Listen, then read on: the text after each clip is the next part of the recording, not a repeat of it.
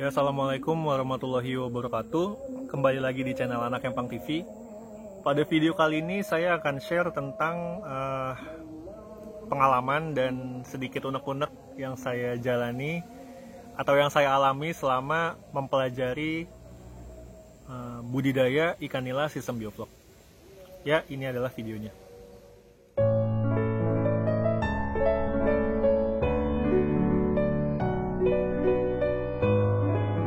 Sebenarnya ya, saya kan sudah atau baru ya sebenarnya baru 2-3 bulan ini menjalankan budidaya ikan nila merah sistem bioflok. Yang saya alami itu budidaya dengan sistem ini itu sangat sulit ya teman-teman. Tidak semudah seperti yang bertebaran di dunia maya, baik di Facebook, di YouTube maupun di Instagram. Jadi kita sebagai pembudidaya itu kita dituntut untuk memahami parameter air, kita harus memahami pH, kita harus memahami DO, suhu, dan lain sebagainya. Sehingga karena semua faktor itu berpengaruh terhadap tumbuh kembang si ikan itu sendiri. Jadi menurut saya, memahami dasar daripada parameter air, baik itu parameter air baku maupun perubahannya dari faktor-faktor seperti hujan, panas, atau ekskresi dari ikan, itu adalah sesuatu yang wajib dan mutlak kita kuasai. Jadi untuk teman-teman yang masih menggunakan rumus setiap habis hujan kita lempar garam 2 genggam, setiap habis hujan kita lempar lempar dolomit 50 gram, itu sebaiknya ya teman-teman, bukannya saya bilang salah, tapi teman-teman harus belajar deh sebenarnya.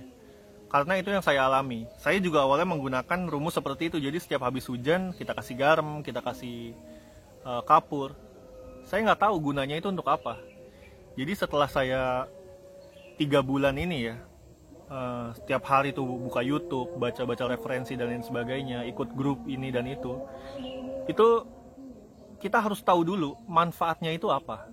Kalau misalnya nggak bermanfaat untuk kolam kita, kenapa harus kita tambahkan itu semua? Karena di teknik bioflok ini, kita juga di satu sisi kita harus mempercepat proses pertumbuhan ikan, tapi di satu sisi kita juga harus memperhatikan cost yang keluar. Karena di sini kita itu nyari cuan teman-teman. Ya mungkin ada beberapa teman-teman yang budidaya ikan nila sistem bioflok ini hanya untuk hobi, tapi kalau saya sendiri ya, saya kan untuk bisnis. Jadi segala macam perhitungannya itu kita catat. Nah, sedikitnya itu maksudnya setiap dosis yang kita masukkan, yang kita gunakan itu harus dihitung. Dan sebisa mungkin itu sehemat mungkin. Jadinya untuk teman-teman, kalau bisa, itu kita harus mempelajari dulu setiap hal yang berhubungan dengan ikan nila sistem bioflok. Karena kan dasarnya itu adalah kita menyiapkan suatu ekosistem yang kita rekayasa sendiri, di mana di dalam kolam itu yang tidak mungkin untuk memelihara ikan sebanyak 1000 ekor di kolam D4, tapi menjadi mungkin karena kita rekayasa dengan kita penambahan garam, kita penambahan basilus, kita penambahan apalagi DO ya dari aerator dan lain sebagainya. Jadi untuk mempelajari itu semua, teman-teman juga harus banget yang namanya punya alat ukur. Alat ukur itu adalah senjata kita. Jadi alat ukur itu adalah senjata kita untuk mengetahui ketika hujan, misalnya ya, contohnya ketika hujan, apakah parameter air kita berubah atau enggak. Kalau parameter air kita nggak berubah, kenapa harus kita tambahkan sesuatu gitu teman-teman. Nah, untuk mengetahui ada perubahan atau enggak, kita harus tes menggunakan alat ukur, yaitu menggunakan seperti kertas lakmus atau pH test kit dan lain sebagainya. Jadinya untuk teman-teman semua yang masih mempelajari teknik bioflok dengan katanya itu lebih baik kita pelajari, karena nggak ada ruginya teman-teman. Kita belajar parameter air, kimia air dan lain sebagainya, itu nggak ada ruginya sama sekali. Kita bisa lebih paham justru ya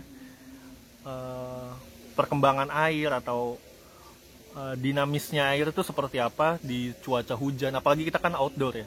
Jadi Saya pun bilang seperti ini bukan berarti saya merasa benar atau apa. Sekali lagi saya tekankan bahwa channel Anak Empang TV ini bukanlah channel edukasi, tapi ini hanyalah dokumentasi saya di mana saya ingin membangun empang yang awalnya itu tidak maksimal produksinya menjadi suatu lokasi yang dimana itu bisa menjadi keberkahan untuk orang-orang di sekitarnya maupun makhluk-makhluk di sekitarnya ya.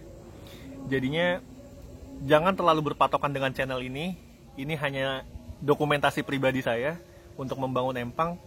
Ini hanyalah perjalanan saya tiap hari dari hari ke hari mengalami kegagalan, mengalami kesalahan dan belajar lagi, membeli ini lagi, membeli itu lagi, mengganti sistem, mengganti instalasi dan lain sebagainya. Ini juga masih banyak kekurangan teman-teman. Tapi setidaknya saya berusaha untuk terus belajar lagi. Yang paling penting teman-teman itu mengetahui parameter air dasar seperti pH, amoniak, terus juga alkalinitas dan lain sebagainya. Itu kalian bisa lihat di kertas lakmus yang tes strip test itu ya. Itu harus punya teman-teman. Karena dari fluktuasi itu kita bisa mengetahui tindakan apa yang harus kita ketahui setelahnya. Tindakan apa yang harus kita ambil setelahnya. Jadi kita nggak ngira-ngira. Kalau misalnya contohnya aja teman-teman. Contohnya pH kita turun. Itu ya kita tambahkan pH-nya sesuai dengan manfaatnya. Jadi tepat guna, tepat sasaran yang kita gunakan. Tidak berlebihan dan tidak kekurangan juga. Jadi itulah teman-teman pengalaman saya selama 3 bulan ini main di biovlog. Saya belum pernah panen teman-teman karena emang masih dari nol banget ya, masih belajar. Jadi masih sangat banyak yang harus saya pelajari. Saya belum terlalu mengejar profit di sini karena memang tidak akan ketemu kalau kita cari profitnya. Saya masih mencari ilmu, mungkin 2 atau 3 tahun lagi baru bisa kita ngomongin profit.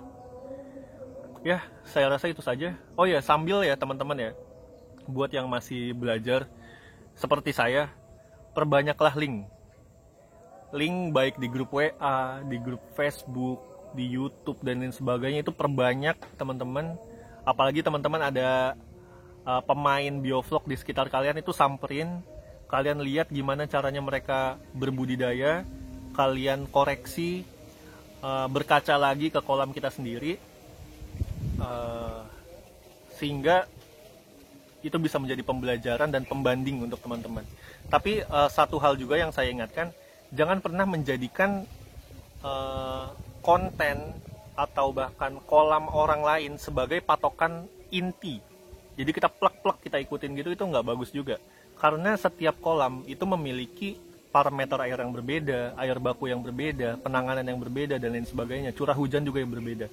Jadi alangkah lebih baiknya kita mengetahui dulu bagaimana cara kontrol parameter air dan lain sebagainya. Baru kita itu bisa mengikuti dan memahami, oh ternyata dia itu menggunakan dolomit 50 gram tuh karena di sana itu alkalinitasnya rendah ya. Jadi harus kita tambahkan dolomit dan lain sebagainya. Jadi teman-teman harus paham dulu